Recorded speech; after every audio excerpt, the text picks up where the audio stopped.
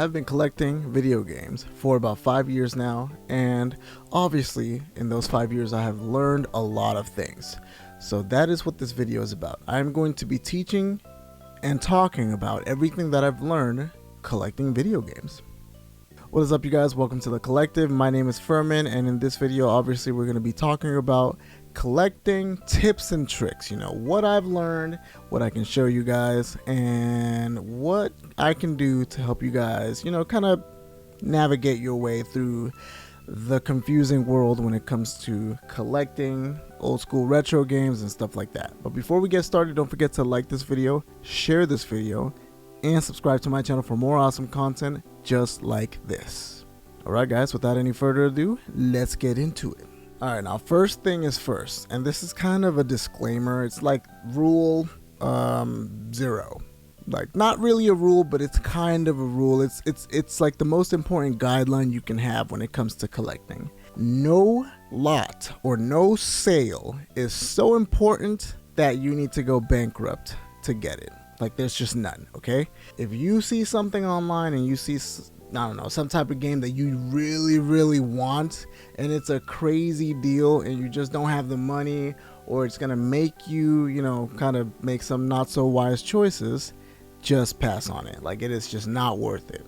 It's not worth it. I've made that mistake multiple times. Don't do it. Trust me.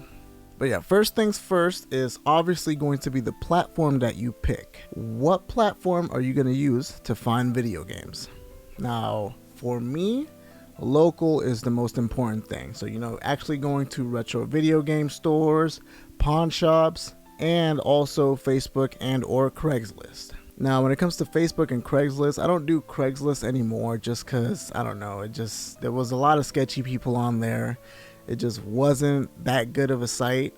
So I mostly just use Facebook. And Facebook, the awesome thing about it is the fact that you're able to actually look at people's profiles and see whether they're an actual person or not, and also see whether they're sketchy or not. And this is super important. This super matters because you never know what's gonna happen. I have been scammed before, and it's happened where I drove super far too. Like, I drove an hour away from where we live at to go pick up a PS Vita. And I bought the PS Vita because it was super cheap, and the guy was like, oh yeah, it worked perfectly, everything was good. And I chose to trust him. But then when I got back home, I tried to plug it in, because that's another thing, he didn't have the charger. So I tried to plug it in, and it did not charge. It would not take a charge. It was just broken. It was a bricked console, and that was a shame because I was basically out $100 when it comes to that. So that super sucked. So when it comes to it, like, make sure that you're talking to somebody that's genuine. That's why Facebook has like reviews, like you can see how many stars people have, like the ratings and all that stuff. Make sure that these people are credible people, because if they're a scammer, they're gonna scam you. Like 9 times out of 10, they want your money and they want to give you something that's not worth it. Number 2 is actually something that I learned by watching YouTube videos and stuff like that. Try to buy lots of games, okay? Like, a lot is, when somebody sells a collection. Like, this is a good one, for example. This is one that I just recently did. I actually did this today. It's a Super Nintendo, and it's in decent condition, so it's not bad. And it also came with all of these Super Nintendo games, see? So, and I'm gonna include B-roll so you guys can see all the games and all that good stuff. But the Super Nintendo looks like it's in decent shape. It definitely looks like it needs to be cleaned. And I did just now notice that the thing where you plug in the power looks like it's broken. Like, it looks like it still works, but it doesn't have the protective thing that's supposed to be around it. So that kind of sucks. But it came with all of these really good games, and most of these games are like, I don't know, like $40, $50, $60. Some of them even 70. So like, and this is another thing that leads into my third point, like, wait it out. Sometimes when you want to get a good price, you end up having to pass on things. Like this sale was on Facebook for about 3 to 4 months, I believe, and they were wanting to get like $300 for it, and I asked for it. I talked to the lady that was selling it, and she was pretty hard on it. She didn't want to trade or anything like that. So I ended up passing on it. And you know, a few months later, I saw that it was still up and she shaved it down to like $215. So, you know, I started asking for different prices and eventually we agreed to $200. And I thought that was pretty fair. So I went and picked it up. And yes, I don't need all of these games because a lot of the games that are in this thing, I already have them. And I even have a couple duplicates too, like Donkey Kong Country. But, you know, I'm going to basically clean this up, make sure everything works. And I'm going to end up selling the stuff that I don't need so that I can recoup some of the money that I spent on this thing. So I am currently editing this video right now, as you guys can see. This is post-editing Furman.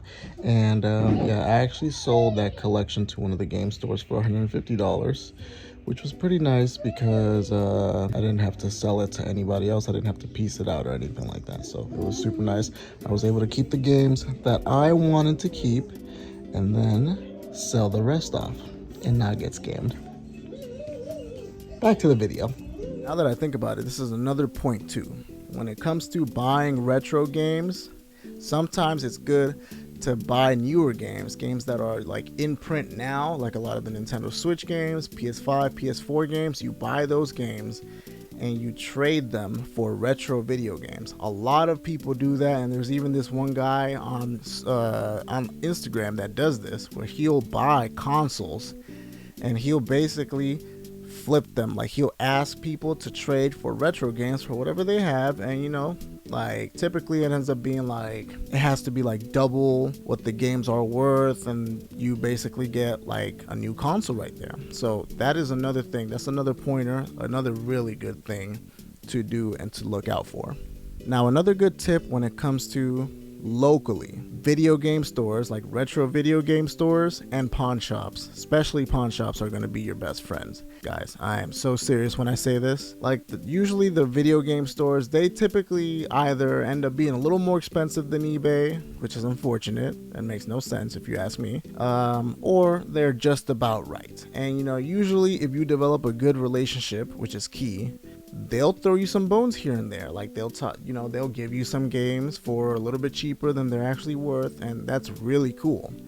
And when it comes to a pawn shop, well, you know, pawn shops do not do price charting. They don't do any of that stuff.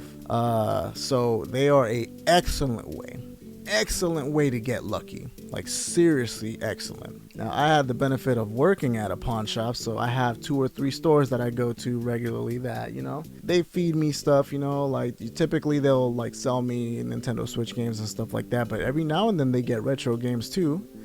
And yeah, like usually their stuff is a lot cheaper than eBay. Like 9 times out of 10, their stuff is always going to be cheaper. So that's why it matters to establish good relationships with these people, because they obviously want to make sales and they're buying this stuff for way cheaper. So eventually they'll go to the point to where you're the guy that buys all their retro stuff. So, you know, they'll actually call you and let you know, hey, we just got a Super Nintendo in.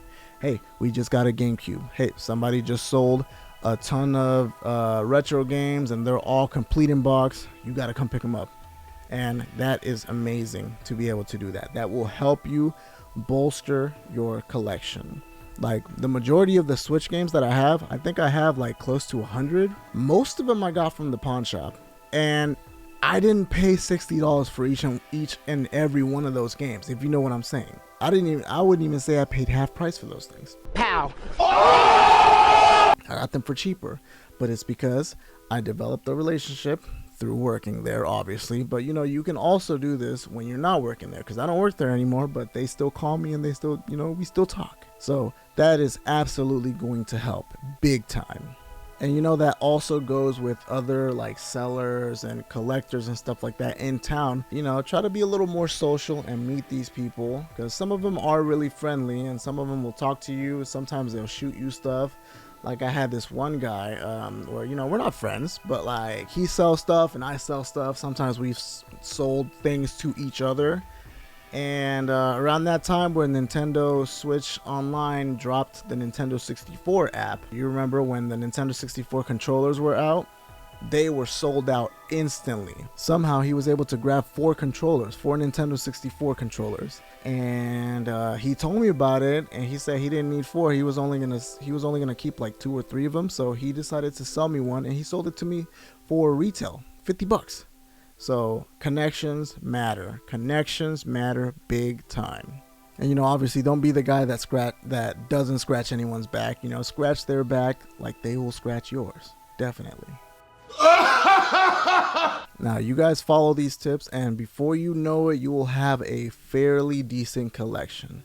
What you want to do when it comes to collecting these things is you want to put as little money as possible. So like a lot of the times you do end up having to flip things and, you know, buy low and then sell them high. And then, you know, recoup that money, take the money that you put into it, put it in your pocket, and then the money that you made, the earnings from it, you know, you go back and put it into its little collection bank so that you can use that for bigger purchases, for bigger, larger lots and stuff like that, because that's really when your collection is going to start to pick up. A lot of people, they don't want to sell their games like one by one, or, you know, they don't have the patience for that. And, you know, a lot of people, they don't even want to sell their collections too. But if you make enough money, like, you know, you sell enough things and you're starting to get into the thousands of dollars and stuff like that, you'll be able to buy people's collections. And that's really where you start to do some damage, like seriously. One of my favorite YouTube channels that I love watching when it comes to this is Phoenix Resale, where he literally does this. Like, he goes to people's houses sometimes and he'll buy big collections. I don't think I've seen him do this in a while, but the last one he did was for this guy at RGT85, and literally he paid him like 45 grand, I think it was something like that, for his huge massive collection of video games. And he ended up selling most of that stuff. And obviously, you know, we all know if he did good when it comes to sales. If he sold most of the stuff that he bought, he made probably double the money that he originally had invested. So there is a lot of money to be made when it comes to reselling video games and stuff like that. And I know it is a little ironic that I say that, because I kind of hate collectors sometimes because of that. Or not collectors, but scalpers and resellers. Because sometimes they can be a little too aggressive, a little too hardcore, and sometimes they won't want to give you deals. But, you know, like, for the spirit of camaraderie, we should, you know, as gamers, unite and, you know, be fair to each other. Like, if I have an extra copy of a Pokemon game, and I know you want it bad, you know, then we can trade something. We can figure something out. But it doesn't always have to be this whole, oh no, you got to give me what it's worth. Price charting said it's $200. I need $200. Gonna cry? Well, that was a little bit of a crazy tangent, but you know, you get the gist of it, right? You get the gist of it. All right, guys, thank you guys so much for watching. I hope you guys enjoyed this video, and definitely let me know in the comment section whether you guys are new collectors, whether you've collected for most of your life, or, you know, you've been collecting for enough time to where you're like, I don't need any of these tips, but hey, it was a good video anyways. Let me know. Alright guys, and as always, do not forget to like this video, don't forget to share this video, and don't forget to subscribe to my channel for more awesome content just like this. Alright, we will see you guys on the next video. Peace. This game right here, this is literally the only reason why I wanted to get the lot. Because Magic Sword. One of the stores locally was selling it for $80. And I said no, because eBay is selling it for like 40 or 50. Don't do that.